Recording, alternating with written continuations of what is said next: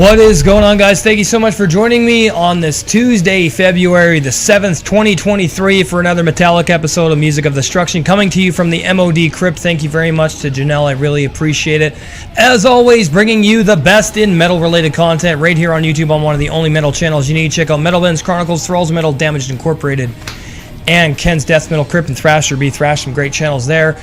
If you missed anything in the past week, click the I, bring down the menu. Everything you need to get caught up is there. Remember to hit that subscribe button down below and turn on that bell for all notifications so you get notified whenever I post a new video. Opinionated, critical, brutally honest, and that's the way it is here. So, welcome to Album Review Tuesdays here on the channel. Tonight we're doing another member request. This one comes from my good buddy Justin of the black metal band Cadaver Rite. Make sure you guys check them out. I'm going to be promoting them as soon as the album's done and interviewing them. Great band from Washington State. They are black metal. Anyway, he has asked for a review of a gothic heavy metal band from Portland, Oregon with Unto Others Strength, which was released in 2021 on Roadrunner Records. Now, the band formed back in 2017 under the name Idle Hands before becoming Unto Others in 2020. Now, the band have released 4 EPs, 4 singles, and 2 full lengths in this time span.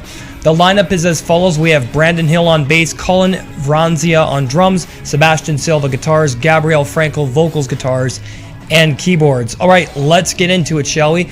The album opens up with the track Heroin, and there's some decent riffing in this one with a nice double bass and a driving traditional heavy metal foundation. The vocals are very akin to Peter Steele of Typo Negative. In fact, that's definitely one of the band's main influences. Now, there's a lot of really decent atmospheric guitar work on this track, and it creates some good momentum driving it forward, and the album getting started with this sounds natural. And of course, this track is all about drug addiction, so it does have a really melancholic atmosphere. Overall, it's pretty decent. Next up is Downtown, and I'm under the impression that this track is all about going downtown to cop for heroin, because from what I've gathered about the lyrical themes surrounding this album, it's the downward spiral into drug addiction and all of the demons that accompany it. Now, the music is reflective of this, with gothic melancholy and deep sorrowful guitar work coupled with some pretty depressing lyrics and a good traditional metal drumming beat with some nice tempo changes here and there. Now, the vocal work is pretty emotional and melancholic as well, though the guitar work on here definitely on the minor side when it comes to the scaling and the overall mood of the atmosphere that it creates. Overall, this is quite decent as well. Next up is When Will God's Work Be Done, and we get a clean guitar passage to open this one up that's dark and foreboding, and then it goes into some pretty dark gothic territory with a really romanticized trajectory that propels it into multiple peaks and valleys through a lot of pain and despair in the lyrics. And of course, the instrumentation follows this theme and creates some pretty good atmosphere, though I wish some of the production was a little dirtier. However, I guess with what they're going for here, the production matches the style and is very much rooted in 80s, 90s gothic rock with a traditional metal foundation steering the ship. This is a pretty good track as well.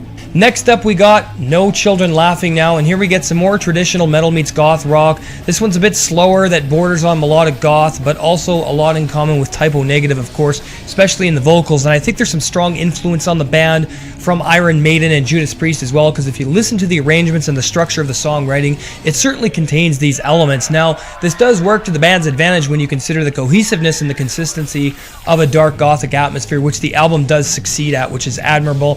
This is a pretty decent track as well. Next up is Destiny, and you get some really cool dark keyboard work on this track to open it up, which really sets the tone for the rest of the track. This one's another mid-paced affair with a lot of driving traditional metal / goth rock elements. You got some more double bass drumming that does make a bit more of a substantial return to this track, which makes it a bit heavier and aggressive. But for the most part, this is an album and track that's very rooted in its emotional weight of despair and darkness, sadness and negativity, but also some fantasy and mysticism. Overall, pretty good track. Next up is Little Bird, and here we get some more clean guitars to open up the track to another dark, gothic piece of traditional metal and hard rock. Though by now I'm beginning to wonder why a lot of this album isn't really going in other directions to vary things up a bit to create some more dynamics. I mean, sure, you can continue to make slow, sad tracks, but when Typo Negative did it, it seemed a lot more natural and fitting.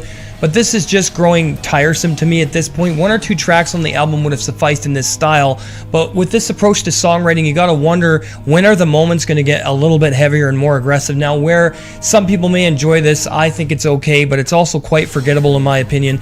Anyway, let's check out some Unto Others here on MOD. Enjoy.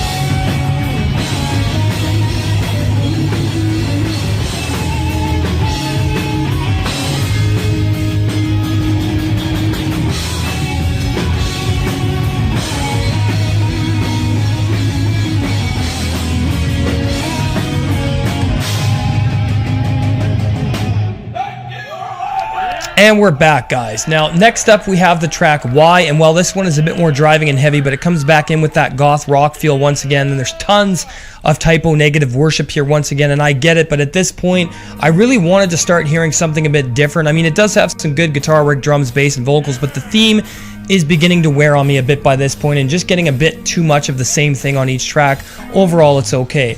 Next up, we have Just a Matter of Time, and okay, this one is picking up the pace again a little bit, and at least a little more interesting to me than the previous two tracks.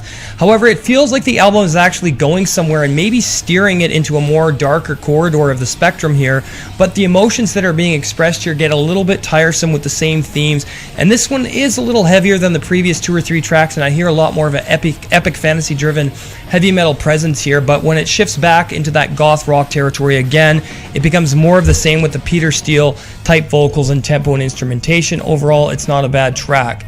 Next up is Hell is for Children, and this is beginning to get old by this point. The slow everything down again approach back into that gothic, almost ballad type rock really doesn't sit well with me. Like I said, 2 or 3 songs in this style would have been good, but when you keep shifting back or forth to what sounds like only a couple of ideas being utilized, it begins to get wear on you a bit and shows a bit of a lack of ideas and inspiration. I mean, I don't hate it, but there's nothing too special in my eyes either. This is an okay track. Next up is Summer Lightning, and this one is another slower paced goth metal track, once again with that rock approach deep within its framework, keyboards of sadness, and of course vocals sounding a lot like Peter Steele, which works okay, I guess, but like I said, it keeps shifting deeper into the album, and as I was saying, I expected a little bit more variation and dynamics here. I don't know, it's okay, but again, I'm not that impressed at all. Typo Negative just did this much better.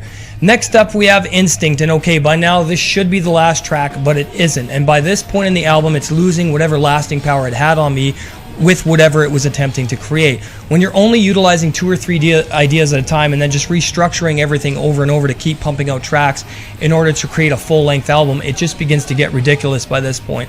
And I'm beginning to wonder if any consistency in the album from where it started to where it's ending is even present anymore. I don't know. This doesn't need 12 tracks in my opinion. I mean, it's decent. It's okay. Anyway, finally the album closes with Strength, and it's an okay closer, and it does attempt to redeem itself and build up the momentum that the album had early on, and it does get a little bit better after, but with so much lackluster formulaic previous tracks, it doesn't really do much to redeem itself here. And in the end, though it's an okay closer, I just feel like this album isn't going to get many repeated listens from myself. However, other people out there will enjoy this a lot more than I do, and that's perfectly fine. If you love Unto Others, hey, that's awesome. The final verdict for Strength from Unto Others is getting a 6 out of 10. This is slightly above average, and I could take it or leave it, and however, this is just my opinion. Hail the fucking underground. Thank you to Justin for this request. Alright guys, there you have it, another album review in the books here on the channel. Hope you enjoyed the premiere. If you're new, hit that subscribe button down below, turn on the bell for notifications. Merchandise available on the homepage, click the store tab. Janelle and I are going to be coming up with some new ideas. Thank you very much for your help. Join the channel, become an MOD Elite. You get great perks, $2.49 for your first month, $4.99 thereafter. Hit that join button, you get access to exclusive content, review requests within reason, band interviews and promotions. Holocaust, Cadaver Rite, going to be interviewed very soon, and I'm promoting Holocaust. Go down, check out Raging Lightning EP, and Cadaver Rite's album will be promoted here as well as members only live streams for the Crypt Underground Metal Radio Show and collaborations. We got another one coming up. We did one last night, so yeah, for Sargeist, Satanic Black Devotion. Go check that out so you get collaborations as well. All right, guys, have an awesome night. We'll see you for Album Ranking Wednesdays. Hails.